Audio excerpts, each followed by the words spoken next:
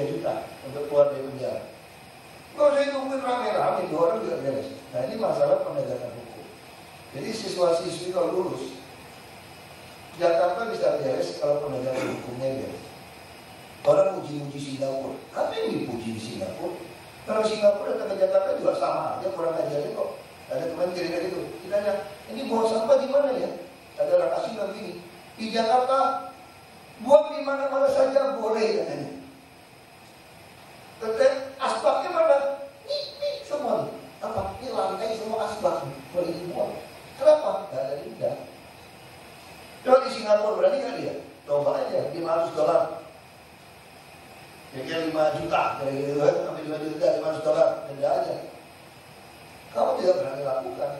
Nah itu yang kami harap setelah saudara-saudari lulus bergabung di DKI, itu yang mau kita tegakkan.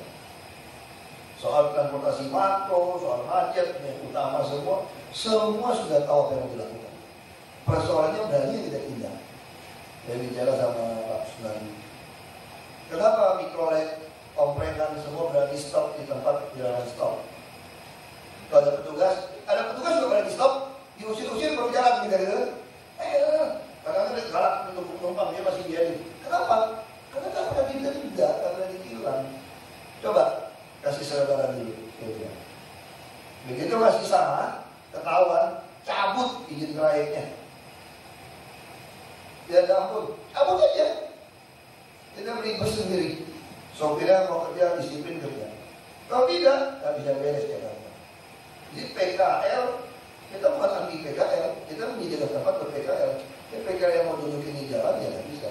Nah, saya kasih contoh ini. Saya kalau memang diizinkan, akan menyelesaikan tugas di sini 2017.